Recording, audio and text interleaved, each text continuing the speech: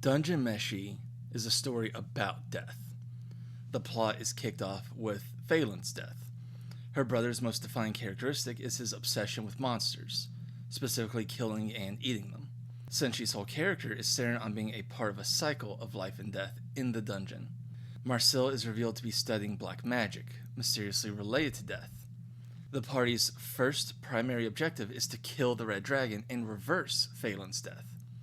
And of course, the dungeon itself has mysterious properties related to the souls of the recently departed. Death and how it works are core parts of the story. And yet, doesn't death feel kind of weak? For all the times we see characters grievously injured or outright killed, the happenstance of death doesn't feel particularly striking. Let me take it from the top. We see our intro, Falin dies, and the party resolves to go save her. We just got a lot of information. Not only is magic that can bring people back from the dead present in this setting, but apparently it's quite effective. Even being digested by a big monster is something you can be brought back from. As the Totem party plunges down the dungeon, they find other adventurers who have died. We learn about the business around resurrection. There are people who make it their job to go down in the dungeon and recover bodies to be resurrected, for a fee. There are even some who are willing to let people die, or to set them up for death, so these body recovery specialists can profit from their demise. We learn why this is possible. The dungeon itself interferes with the natural passage of a soul to the afterlife. The soul lingers, bound to its body, resulting in ghosts, zombies, and facilitating the resurrection magic commonly seen throughout the series. We next see Phalin's resurrection, and we get a more in-depth look at the mechanics of resurrection. Because this is facilitated by the dungeon binding the soul to the body, the condition of the body is key to this.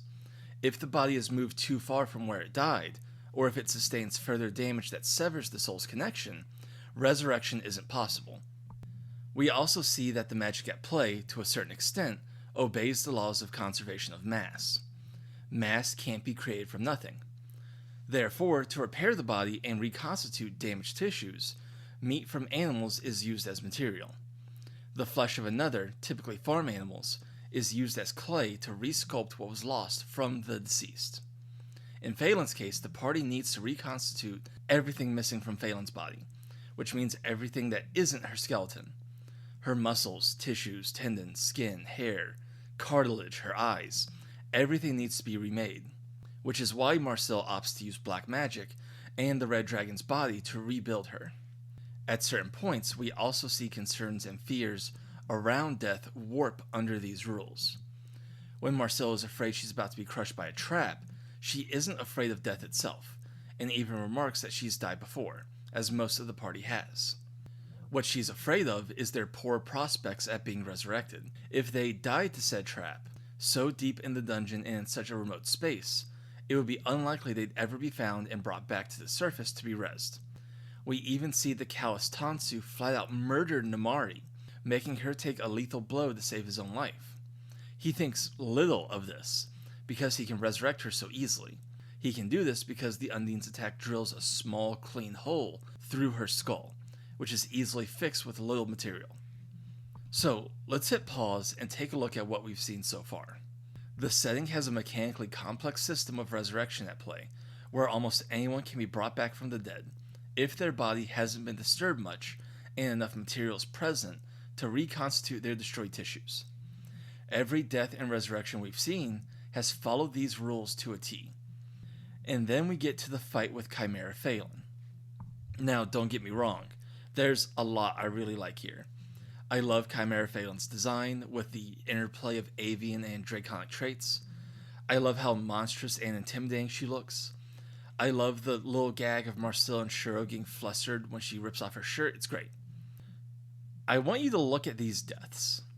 I want you to look at this, and especially this. The blended party manages to just barely eke out a survival against Falin, with only a couple spellcasters surviving. Marcel is prevented from resurrecting anyone because of the revelation of her black magic use. So we have only one spellcaster who resurrects another. So two, one of which just came back from death, something that stated previously to leave a spellcaster with little mana to use. Falin has plenty after her resurrection because of Dragon Soul shenanigans, but Marcel makes it very clear a spellcaster wouldn't have much to work with after revival. Somehow, a spellcaster and a heavily hamstrung partner managed to bring back all of these people without losing a single one. Fucking what? Like, am I crazy for being hung up on this? It really seems like this breaks the world building done up until now. For starters, mana conservation. Again, we start with Holm as our only surviving spellcaster that's being allowed to resurrect people. He resurrects Kabru, who very wisely thinks to have him resurrect Maizuru, who he correctly deduces was the surer party spellcaster and healer. Again, Maizuru's ability should be heavily handicapped from having just been resurrected. But somehow, these two resurrect and heal everyone injured or killed in the fight with Falin. Okay, so Maizuru either has ungodly reserves of mana, or had some means of restoring her mana quickly that the narrative doesn't think to mention.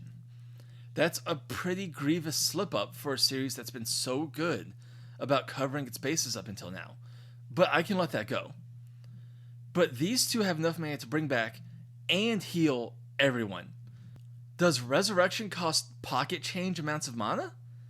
And then there's the damage. We see that people can be resurrected from extreme damage. Falin gets boiled down to just a skeleton and can still be resurrected when enough material is present for use. That's been established. We also see that minor yet lethal damage can just be repaired outright if not too much of the person's blood and tissues are destroyed. We see that with Namari. But these deaths and resurrections totally fly in the face of that. Let's count them off. Maizuru gets crushed under Phalan's dragon feet, skull and torso and all. Daya gets her neck snapped. Kuro gets crushed much like Maizuru. Ring gets impaled on a massive stone spike that obliterates her thoracic cavity and all of the organs inside. Hien's specific injuries aren't clear, but from how high she's dropped and the twisted position she's left in before resurrection, it's safe to say she suffered extensive internal and structural damage. Benichi Dori is dropped from similarly high, so I think it's safe to assume they have similar injuries. And finally, Kabru gets crushed, including a very clear shot of his head having been carved into by Phalan's talons. And you're telling me that after we establish you need material to replace what was lost, when the damage is extensive enough, that none of these bodies needed anything to be rezzed? I don't know, maybe I'm crazy. Maybe there's a detail I missed. I just feel like the resurrections after this fight undermine the very special world building and stakes the series built up until now. And I feel like that could have been avoided if a handful of tertiary characters had been allowed to die without bending the rules to bring them back. And for such a great series that normally covers its bases so well, I think that's a shame.